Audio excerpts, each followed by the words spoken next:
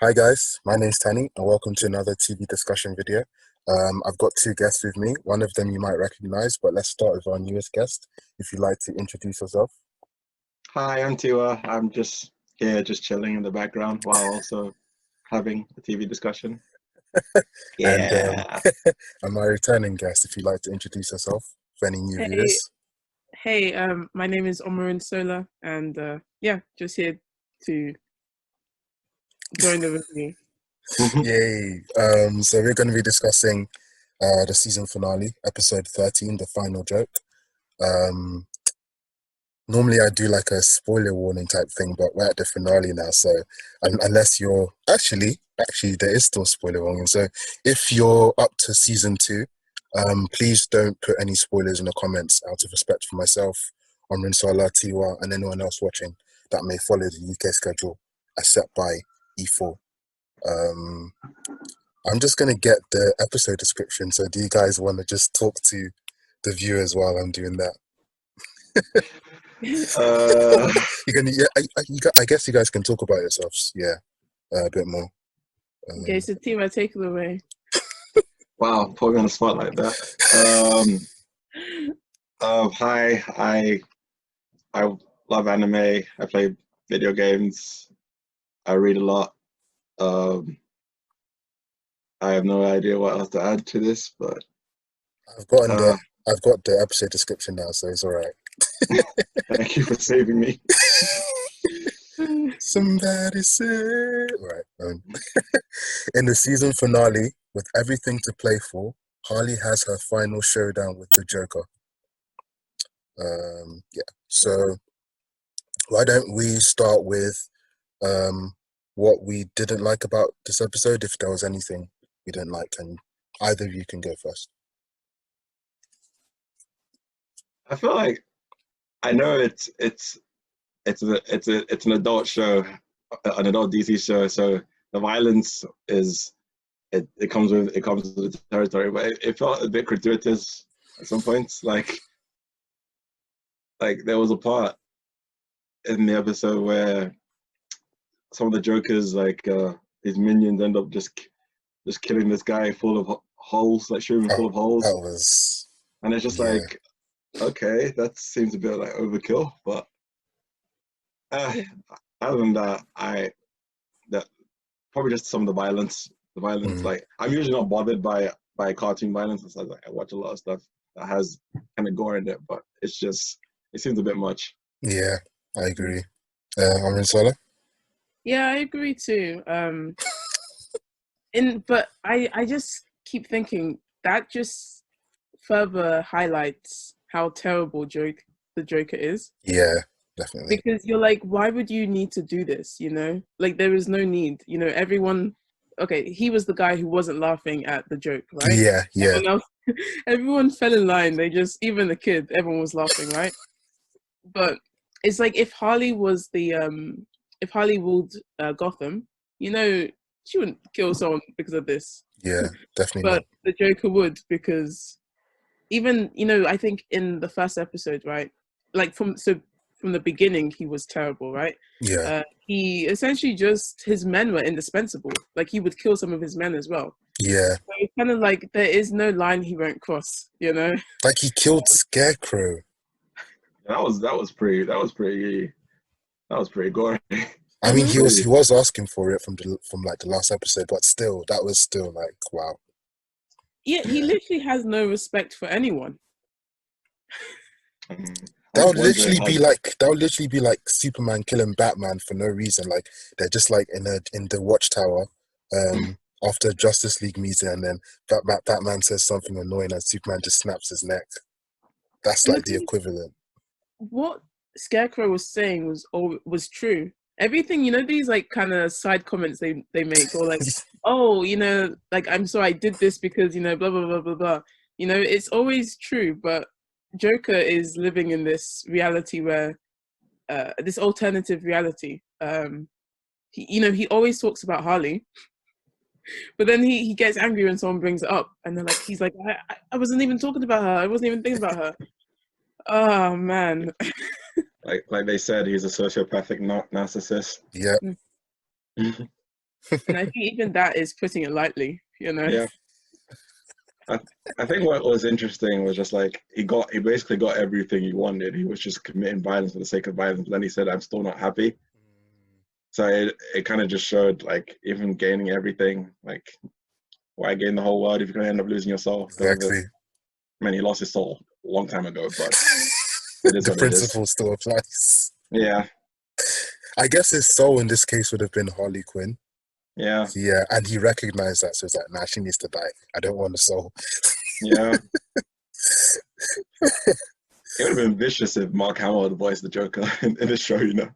Oh my days, yeah, that would have been funny. The Joker is terrible enough, but Mark Hamill is the Joker. Yeah, So that would have been the icing on the cake. that would have been funny, actually. Like, yeah. Like him able to just be unfiltered, his Yeah. unfiltered self, like he's crazy in like the Batman Arkham series, but yeah.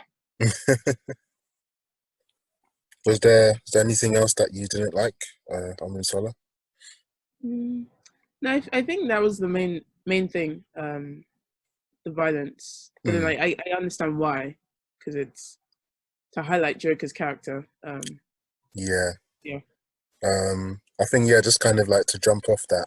Yeah, I feel like as the series was progressing, like the violence was just getting worse. It was just getting to the point it's like, yeah, I don't think I can watch season 2 because this is getting a bit too much now.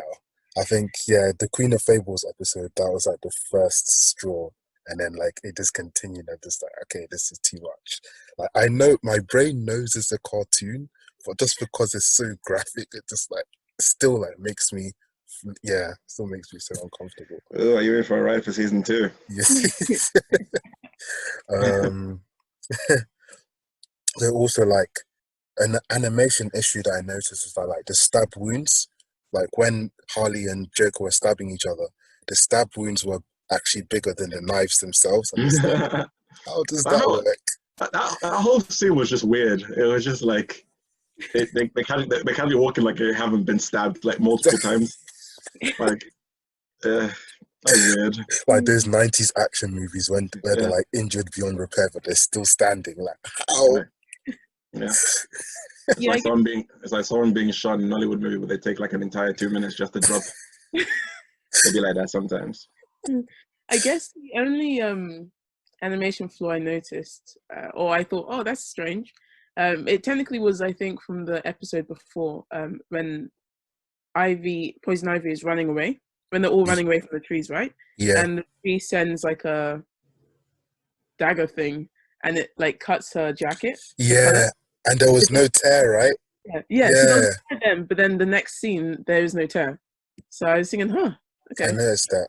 Yeah, I didn't even see a tear at all. I'm like, where's the tear?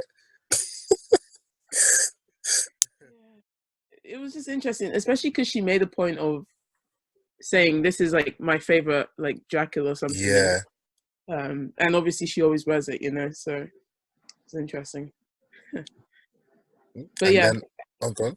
Oh no, I was gonna say, but yeah, I think, yeah, I really enjoyed the season finale, to be honest. It was good.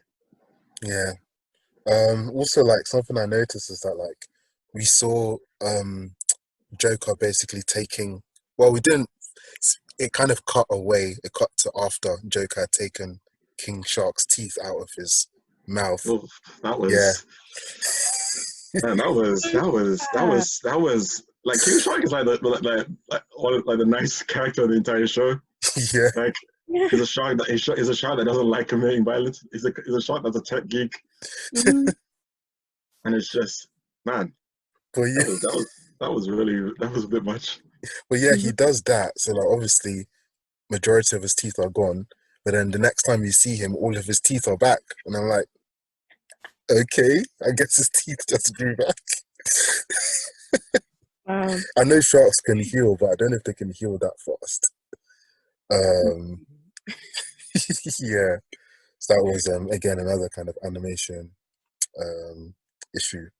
And then like I don't know how you guys feel about it, but I didn't like the black tears like under Ivy's eyes. I didn't really like that look, but I don't know how you guys feel about it. Whether you liked the look was different for you, or I don't know. I mean, she's basically like a bionic human, so it makes sense that her tears basically chlorophyll. Yeah. So it looked a bit weird, but I wasn't too bothered by it. Yeah, I mean, it does suit the character, to be fair. I just personally just didn't like it, but I liked the flowers in her hair. That was nice. How about you, Sola?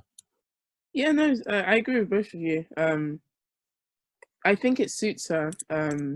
Like I did think, oh, okay, but I didn't like, oh, I see, that's what you're doing. But it wasn't anything too strange for me. Yeah. Okay, now they've got the negatives out of the way, you can move on to the positives. So, what did you guys like about this episode? What stuck out to you? I think like just. Oh, do you want to go first? No, you can go first. It's okay.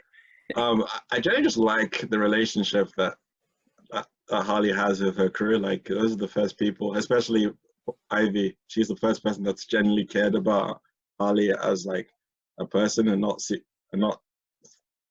try to like use her just for their own selfish like whims and stuff. But she actually cares about. She's constantly kind of like challenging, like how to kind of get past her impulsive tendencies and stuff like that. Mm-hmm. She made us see that she deserves so much better than the Joker mistreating her all the time. It also feels like it was like a critique of the way people kind of like fetishize their relationship, and they kind of glorify the fact that they say. I've seen people say that I want a relationship like that. I'm just like, you guys are a bit weird. You're glorifying an abusive relationship, and I feel like the show kind of points out, kind of like criticizes the relationship between the two.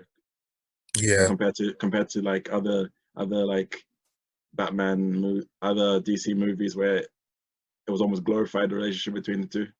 But yeah, I think to add to that, when they finally stabbed each other, it makes sense why Harley would, in the sense that, like, obviously we know Joker would, but because she was finally liberating herself, kind of thing. Yeah. Like finally saying, I'm not going to come back to you again. But for him, it just further highlights the abuse, because he does not care for her like that. Like, I guess, she is his soul, kind of thing, right? Yeah. But his ego is just so big, his narcissism so great, that she doesn't even matter in that sense, so if she had truly fallen for his, what he was saying to her just before they stabbed each other, he would have been the only one to stab her, and it would have just further highlighted the abusive nature of their relationship. That's true. even I think it might have been the episode before, I think, or 2 episodes before, when they're once again on like a ship, and Batman comes, and Joker says the same thing he said before, but this time he's like, come with me, kind of thing. Yeah.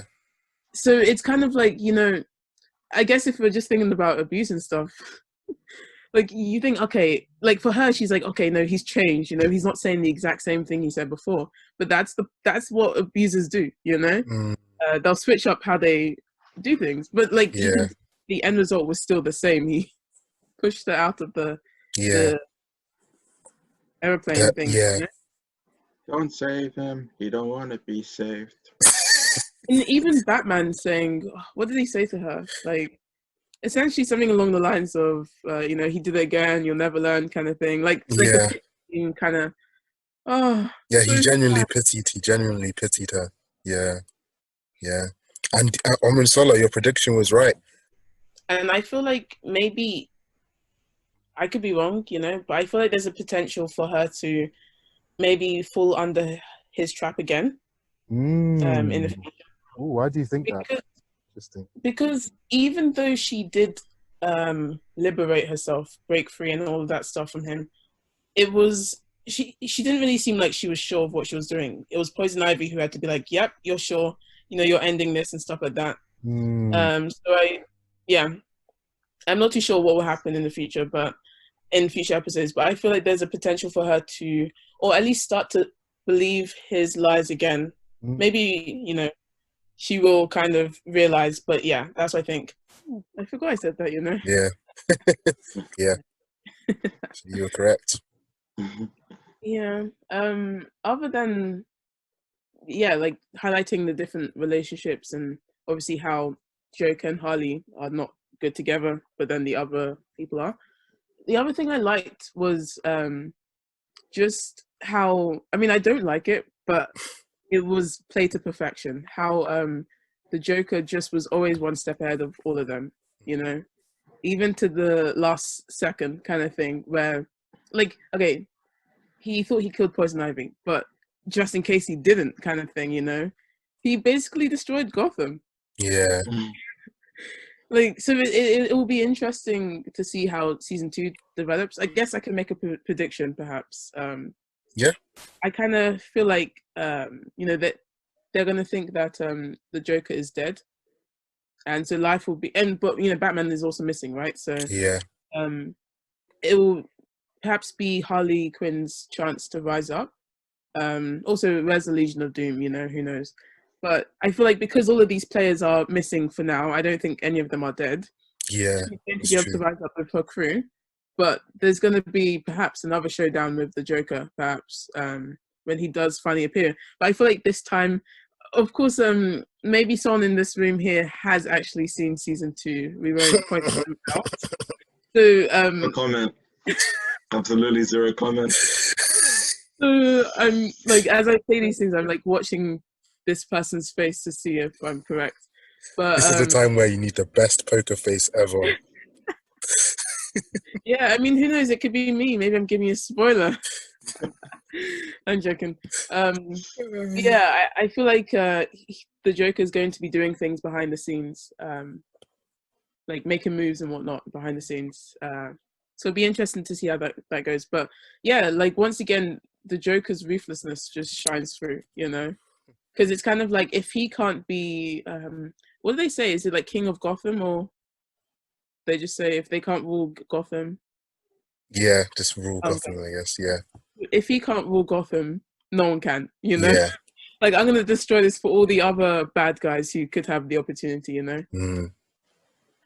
Pettiness levels on like Over it's 9,000. so bad. It's literally like if I can't rule Gotham, none of you can. So he'll rather kill hundreds of thousands of people just because he can't rule over the entire city.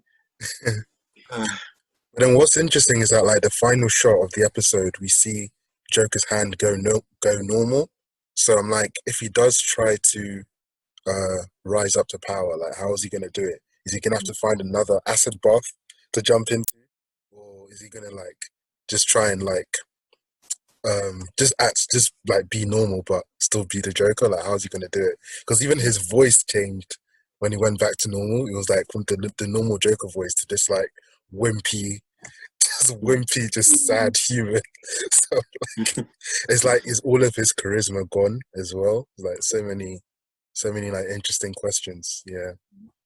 But with that, I'm just so skeptical, just because when the Joker's around, you have to be alert, you know, you have to be on Oh, your guard.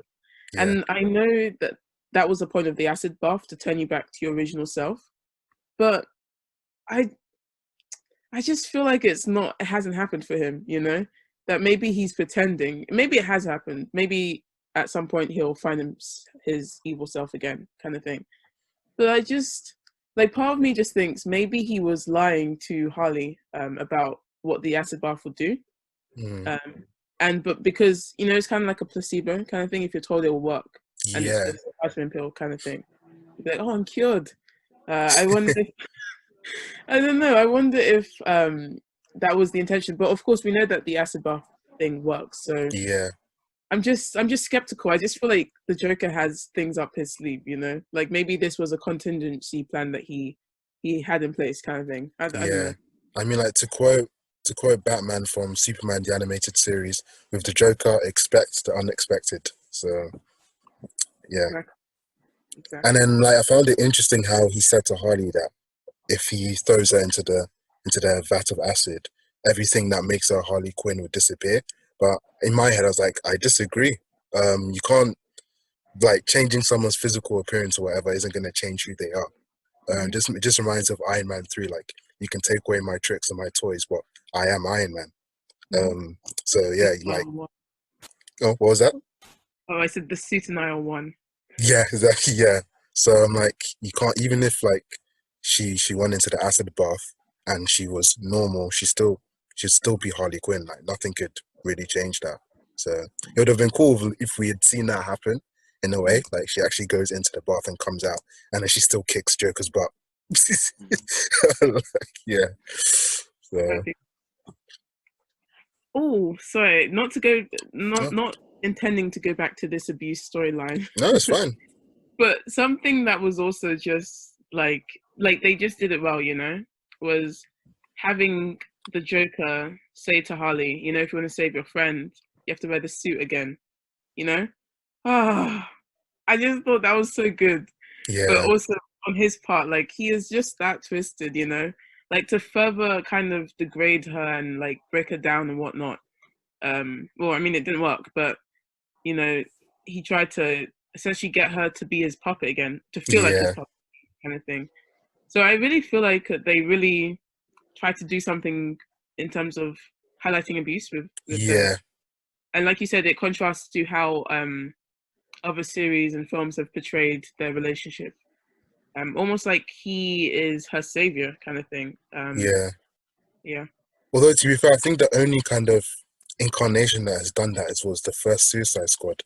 Because Mm-hmm. obviously in Batman the Animated Series, where she was first introduced, like, they made a point that he was always abusive to her. Like, it was never like a glorified thing. But I think I don't know if the Arkham games are the same, but I know with Suicide Squad, that was like the only one where they really did seem like a Romeo and Juliet couple. There wasn't he didn't really abuse her in that film. Apart from, like, well, before she became Harley Quinn, it was probably the only time. But after that, he never really abused her. But yeah, still, yeah. And like, on that point about her costume, it actually felt weird seeing her in her original costume, which was funny for me because that's like my favorite look for her. So seeing her in that costume, I'm like, no, this doesn't feel right. It just shows like how much she's grown in this season. Mm-hmm. Yeah, Love a good character development. yeah. And I think even her just learning her lesson. I mean, yeah, granted, she goes back Finally, and all of that. Yeah, finally, right? But like, she finally also realizes. I mean, I think it's ironic because the show is called Harley Quinn, but it's not just about her kind of thing. And mm, she was kind of self-absorbed most of the season, but in ways like she didn't intend to. But yeah, so you could. I mean, the fact that she apologized, you know, her and Joker are self-absorbed, but for her it's not intentional, and she realizes there's more to life than essentially joining the Legion of Doom or ruling over Gotham or something. yeah, But of course, for the Joker, he doesn't have that revelation, you know.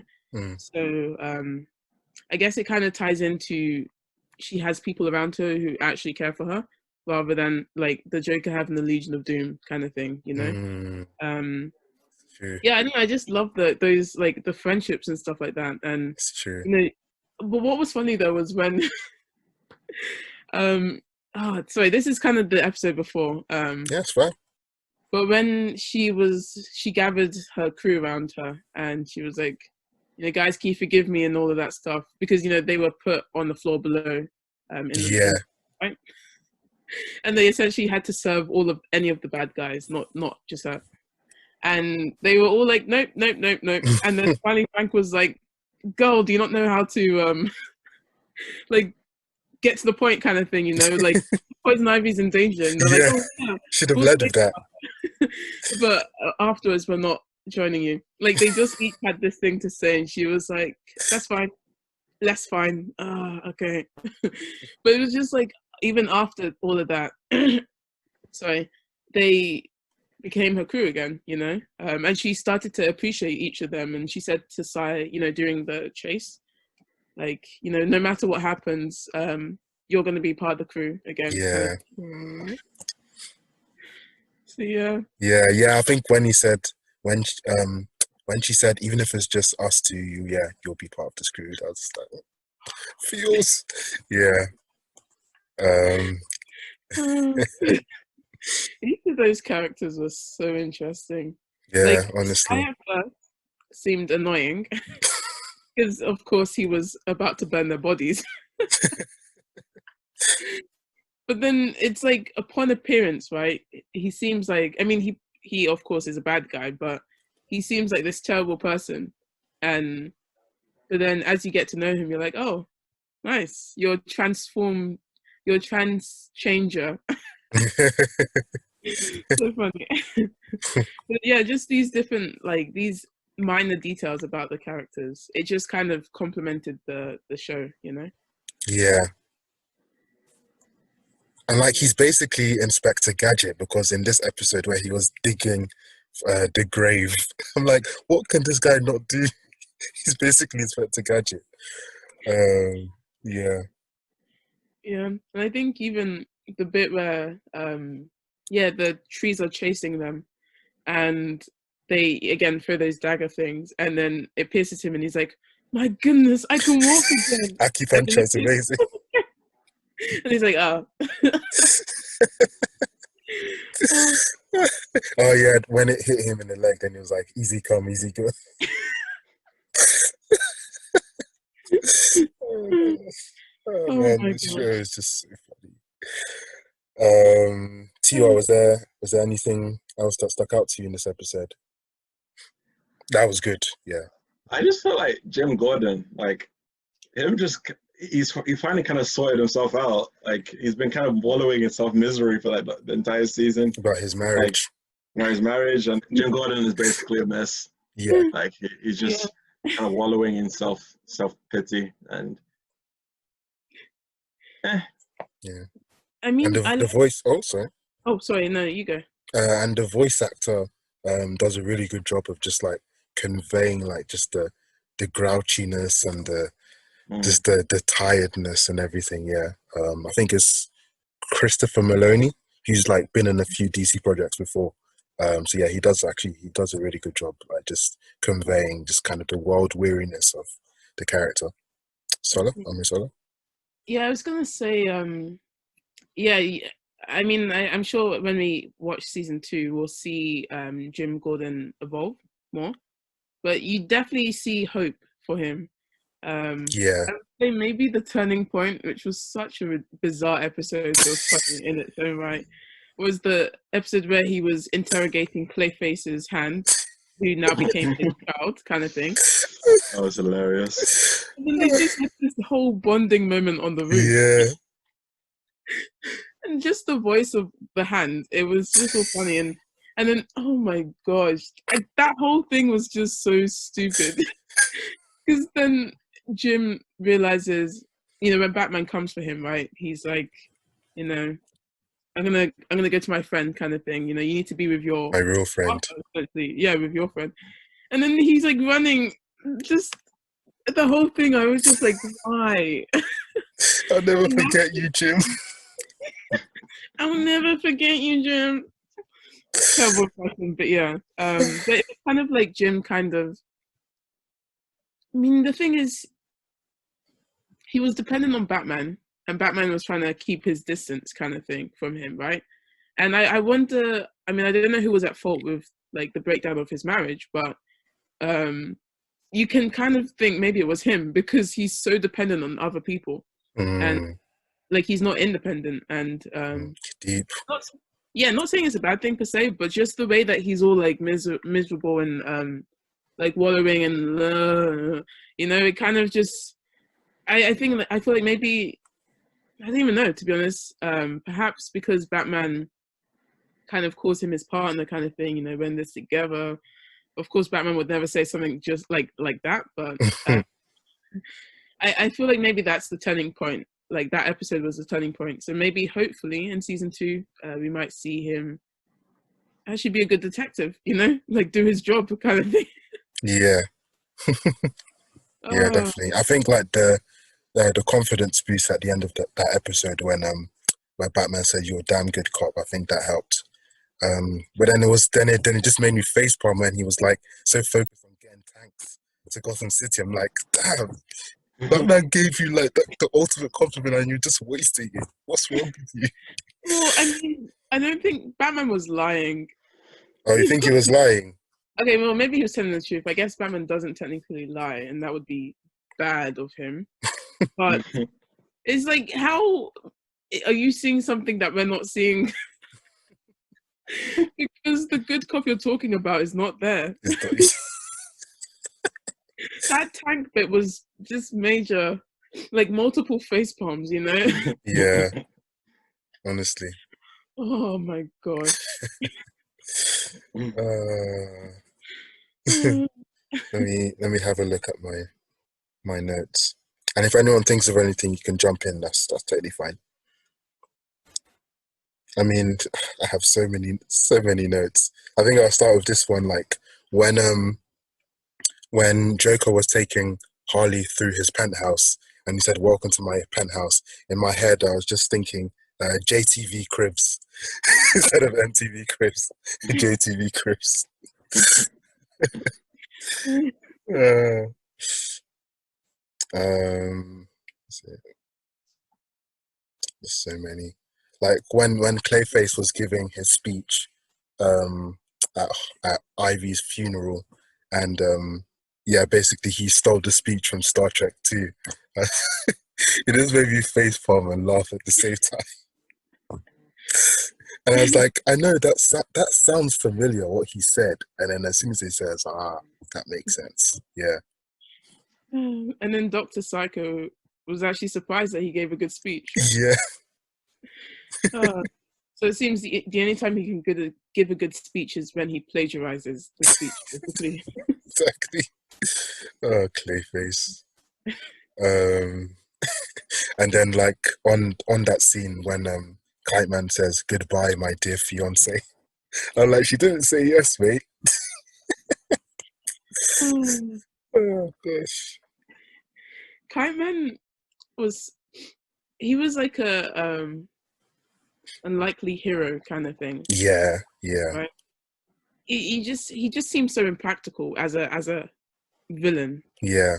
And like no one in the Legion of none of the bad guys respect him for that reason anyway. But it was like when they needed him most, he was there, you know. Yeah, exactly.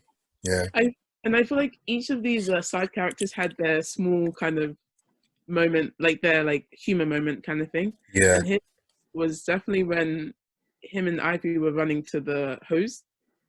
Yeah. It literally feels like it was just from one wall to the other, like the distance, you know? And he was out of breath and he was like, Kiteman doesn't run a lot. That for me was funny. But yeah, I'm kind of curious to see if there'll be more of him in season 2. Yeah. Particularly because Poison Ivy hasn't said her answer. And I know there are rumors and whatnot of maybe she won't say yes, you know, maybe she will, maybe she won't, you know. But I think it will be interesting to see if he stays regardless of her answer. Yeah. Because he adds a kind of extra dynamic to the show. It's like you don't think it's needed, but when it happens, you're like, oh, I appreciate you, you know. Yeah. He's actually my favorite character on the show. Kiteman, that's my favorite character. Yeah. And it was like in the previous episode, like it was genuinely sad, like when he like basically went to her body and started crying because like I ship him and Poison Ivy so much. So like when that happened, I'm just like, oh my gosh, I feel your pain. This is like actually sad. And they didn't make a joke about it as well. It was actually serious. Like Harley was looking at him and crying as well. So it's just like, oh, this is too much. So I do hope that he appears in season 2. Just because I like the character. What I found interesting was it was like Ivy kind of grew up a lot in the season. Like she's obviously, we know her background. I don't know too much about her background, but I know that she was basically treated poorly by humans, and she has a bit of is it misanthropy or is it misandry? Misanthropy. Misanthropy. Yeah. She basically hates human beings. and letting people in was difficult. So just seeing the fact that she's kind of let Harley like into her life just kind of shows that she can grow beyond hating all human beings, but she can actually. Yeah. Definitely. Her first friend was Frank, but he's a plant, you know. Yeah. So it was nice to see her have more friends, kind of thing. Yeah. I mean, like, it started with Harley, and like slowly, like, it expanded. Yeah. Yeah. I guess like a flower, she bloomed. Wow. Yeah. And clearly she must have been, like, the relationship between her and the rest of the guys, Clayface, Dr. Psycho, etc., right? Side note, Dr. Psycho, when Poison Ivy became a giant, and he was like, you guys know I have these fetishes or these issues. I was waiting for that. I was waiting for it. Oh my gosh. But just, like, no, it wasn't a one-sided thing where they liked him and she didn't like her back. She didn't like them back, kind of thing. Yeah. Because, I mean, clearly when that happened with Harley and them, in the sense that, like, you know, they respected her, she didn't respect them, they left, kind of thing. So the fact that, you know, they wanted to save Poison Ivy kind of meant that without her realizing, she evolved and she started to care for other people, you know, So because true. they felt it back. Yeah. It's like I was saying to Tiwa the other day, like, for all the jokes in the show, the sincere moments actually land. Yeah. It's true. I actually really want to watch season 2 now when it comes out, because just to see these guys again, you know. It's true. Yeah, they do kind of feel like an extended family in a way. I guess as all kind of good characters should in any show or film, like, they feel like part of your family, even though they're not real. Mm-hmm. Yeah. Yeah.